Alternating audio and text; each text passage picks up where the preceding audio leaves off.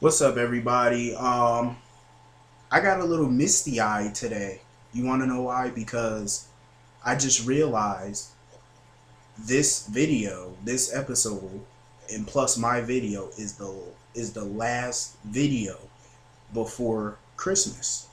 Meaning, you all are not gonna see me until the day after Christmas, until the 26th, which happens to be Christmas Eve in Port Charles. So, I had to make this video special and, because I love Christmas. I love it. That's like one of the best times a year. Like, if anybody do not like Christmas, you're a fucking Grinch. I'm just saying, I love this time of year. Sometimes it brings out the best in people. And sometimes it can bring out the worst in people or the crazier. I'm just saying. Um, Before I start this video, let me just give a quick shout out to Knee Trap. I love her. Whenever she comments on a video or any other General Hospital video, because me and her, we used to always comment on Simply GH's channel and stuff like that, all the haters on the show. And she's a fun ass person to comment on anything, like, cause she tells it like it is. You know what I mean? Like, if somebody's wrong, she gonna say you're wrong. If you're right, she gonna say you're right. She just tell it like it is. I love that about people. Say what you mean what you say, and that's why I like her. Okay, today's episode. Here's my opinion. I think this episode was okay, but I think it could have did a lot better. I think we did not need to see Starr. We did not need to see Carly. We did not need to see Dr. Westborn. We just didn't need to see those three. I know some of y'all probably gonna say we didn't need to see Todd, but Todd had some funny ass parts in this episode. And Connie. I didn't really care for the Connie scenes either. I'm just saying, the Todd and Starr scenes, I didn't care for that. So I'm gonna start with the whack scenes first. Okay, Todd and Starr, I didn't care for their conversation about Johnny, whatever. I didn't give a fuck. The funniest part to me with that scene was Todd, like when he was wrapping the duct tape around his ribs. I was like, Todd, those are not bandages, Todd. Talking about my ribs hurt. I was like, Todd is a fucking nut. Wrapping duct tape around his ribs. I'm like, this man ceases to amaze me. Just crazy. Starr is getting on my nerves. She can go back to Landview for all I care. Go spend Christmas with Blair or whatever, because I really don't care. Starr is annoying. And please tell me that she is not going to AJ's house on Christmas Eve or whatever with Michael. Please don't go, because if you're going to go there to judge AJ or whatever, you might as well go your ass to Sunny house and go be with the judgmental crowd. Because you don't need to go somewhere if you're going to judge motherfuckers, because I ain't got time for that. I'm not here for all that. Anyway, Connie is fucking crazy. This bitch was laying right next to Johnny's lifeless body on top of glass. I'm like, what is wrong with you? Laying right next to his body and all that. Then this bitch gonna take some scissors or whatever and try to stab him. I'm like, okay, you're bugging. I really don't care if Johnny stay or go unless they're gonna change his character. I really don't care. But there's no way in hell Johnny Zakara is staying on this show. Not with all those charges that he's confessing to. It's impossible. He gotta face some type of jail time. Matt Hunter faced some jail time for manslaughter. Anyway, Connie is crazy. When Carly went over there or whatever, how the fuck did Connie move Johnny's body so fast and all that glass that quickly? You see how fast she opened the door when Carly came? How did she do all that quick? Johnny is a heavy dude. Like, she's a puny little woman. How the hell you move that dude that fast and all that glass that quick? And Carly didn't see no glass on the floor.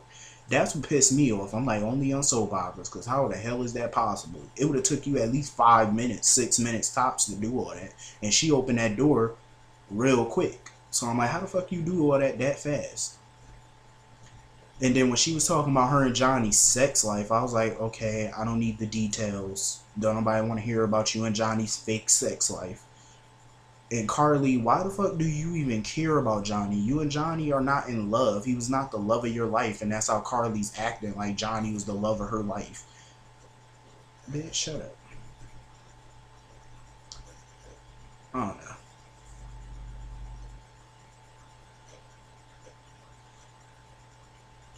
Carly is just so annoying, like, seriously. She was acting like Zakara was the love of her life and shit. I'm like, bitch, Carly, I don't know who that bitch love. I'm like, one minute you love Jax. To me, I feel like you love all they money and power. That's all I feel like. That's all Carly loves, they money and power. Why do you care about Johnny so much? Y'all relationship started out as a sexual thing, and then y'all confessing y'all love to each other a week later, bitch. Ain't nothing real about y'all relationship. And you got a nerve to call Connie's marriage a sham? Bitch, your whole relationship with Johnny was a sham. Bitch, your 4 marriages to Sonny were a sham. Your marriage to Jax was a sham. Bitch, you was with them for the money and the power. Go sit down somewhere. I am so sick of her blonde ass. Anyway, moving on. Because I got more important shit to talk about than that bitch. Anyway. Making me lose my train of thought. Felix. That's who I've been dying to talk about since I watched today's episode. Oh my god, yo, Felix amazes me every day. I know Felix is a liar or whatever, but he tells good lies. And I love the way that he be having Sabrina's back. Like, he don't like to see her go out, just, oh, I didn't tell y'all. Notice anything? I had to cut that beard and stuff down. I'm just saying. I was walking around looking like the wolf man and shit. I'm just saying. Anyway, back to the story. Felix, I love the way that he had Sabrina's back, like, cause you know what? I love that shit. How he had her back, like, he was a rider for her, and I love that. Like, he was not gonna let her show weakness to Dr. Westborn. And I was like, I love that shit. She not gonna show, that's the, don't get that bitch the satisfaction that you weren't able to get Lucy Code to fund the nurse's ball. Don't give her the satisfaction, because that's what she wants. She wants the satisfaction of it, so that way you could look like, make her try to look like a disappointment to Patrick. So I love the way he had her back. And then Dr. Westborn talking about Lucy's money problems or whatever like that. I'm like, bitch, go sit your desperate ass down somewhere. Damn, yo. I cannot stand desperate and thirsty bitches. I just don't like that shit. Like, you come off mad desperate. Go sit down. Anyway, and then when Patrick was hugging Sabrina, you seen the way Dr. Westborn just walked up and kind of shoved Patrick off of her and try to give Sabrina a fake ass hug. I was like, please, you smell like goat sex. Don't hug her. I cannot stand that bitch. And then have the nerve to sit there and put a smile, like just smile up in Sabrina's face. I'm like, Sabrina really do need to smack the shit out this bitch. Seriously, whoop her ass. Anyway, when Monica was talking to Elizabeth and stuff like that, I kind of got the feeling that Monica was trying to push Elizabeth into AJ's direction. I'm like, Monica, please don't do that. Do not push AJ in that bitch direction, please. The last thing I want to see is Elizabeth and AJ. That's the last thing I want to see. God knows they would be boring as shit together. And she ain't gonna do nothing but cheat on them anyway, so why even put them together? Elizabeth don't do nothing but lie and cheat. Skanky whore. Swear, ain't nothing but a big old slut bucket. Monica, I don't know why she was sitting there apologizing to Elizabeth about Jake. And, her reacting the way she did when she found out Jason was Jake's father. I'm like, Monica, you don't owe that skank no type of apology. She owe you an apology. She tried to keep 2 of your grandsons away from you. She didn't tell you about Jake, and she didn't tell Jason that Danny was his real father. That Danny was his biological son. So she technically tried to keep 2 grandkids from you. I would have smacked the shit out of that bitch. Anyway. Lucy Cole, oh my god. when her and Alice was having their scenes and she was talking about giving Alice a makeover. I was sitting there dying. I'm like, Lucy, just go before Alice fuck you up. And then she took the key. I was like, okay, I kind of agree with Lucy on this. Why would the quartermaines leave a key in that place, in the, like, the foyer, the top of the door? Like, why would y'all leave a key there? Are you serious? And then Lucy Coe remembered where the key was and let herself in. I was like, oh, she bugging. And then when Monica walked in and was like, this is my house, and then Lucy was like, oh, just because, oh, that's all you say is the fact that Alan left you this house, talking about some, I used to live here. I'm like, that's where I had to laugh. I'm like, Lucy, you and Alan have been divorced for years. Bitch, used to don't mean you currently. Is your name on the motherfucking deed? The last time I checked, Monica's name was on the deed. When it say the owner of the house, it says Monica Quartermaine, not Lucy Coe Collins. The last time I checked, Lucy Coe is still married to Kevin Collins. So that's not your mansion. Keep talking about something, oh, I used to live here. Bitch, keyword, used to. Lucy be getting on my nerves sometimes, but I like her, but she just annoying sometimes, especially with that scene. I'm like, girl, you don't live there no more. And then had the nerve to think Edward left her something in his will. I'm like, bitch, he ain't leave you no dollar bills. He would leave Brenda something before he leave you something. And I'm shocked that he didn't leave Brenda no type of money in the will. I was kind of surprised. But then again, I think he just wanted to give everything to the family. So, Brenda's not biologically related to the Quartermaines. So I can understand that. But like I said, he would leave something to Brenda way before he left something to Lucy Coe. And then talking about the reason why she didn't go to Edward's funeral or whatever, because she felt like she wasn't wanted and she didn't want to disrespect anybody by being there. I had to laugh at that because I'm like, bitch, 8 years ago, you went to Lila's funeral with a big ass red dress on, looking like a big apple. I'm like, girl, that was disrespectful. I just think it's rude whenever somebody go to somebody's funeral in a big bright red dress or something like that. I just find that rude. I'm just saying. But they scenes was funny though. I just find it mad rude. How the fuck you wash your ass up in somebody's funeral with a big red dress, looking like a big red pack of Kool-Aid? That bitch done lost her marbles. Anyway.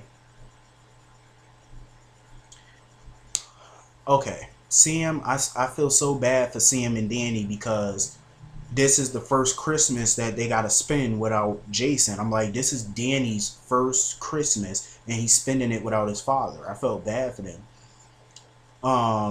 And then here go, as soon as Sam opened the door, it's Tracy with her big happy ass buying presents and shit. I'm like, Tracy, you don't give a fuck about Sam. You don't care about Danny. You don't care about Michael. You damn sure don't care about Jason. So stop pretending like you do. Talking about Jason would want you to make the right choice by ELQ. I'm like, Tracy, you don't even know Jason that well. You never cared for Jason. So how would you know what Jason would have wanted? You don't give a fuck about Jason. First of all, Jason wouldn't have wanted you to exclude AJ from the company. I doubt Jason would have. And furthermore, you talking about what about Daniel's birthright? First of all, I agree with Sam. ELQ, yeah, it may be Danny's birthright, but he's going to be fine without the company. Financially, yeah, he's going to be fine without the company. You know how much stuff Jason left behind when he went missing? He left apartment buildings, businesses, and he co-owned that restaurant with Sonny. So trust me, Danny has plenty of money. And Tracy just phony as fuck. And I was thinking to myself, I'm like, why is Sam sitting here entertaining this idea of signing that proxy contract? I wouldn't have signed shit, and I'm glad she didn't sign it. Because I'm like, Tracy don't give a fuck about none of y'all. Then trying to throw that guilt trip in there, trying to use Michael as bait. I'm like, girl, you don't give a fuck about Michael. All you care about is yourself. My problem is, I'm kind of glad that Sam kicked AJ and Tracy out, because I felt like they were both being inconsiderate and rude.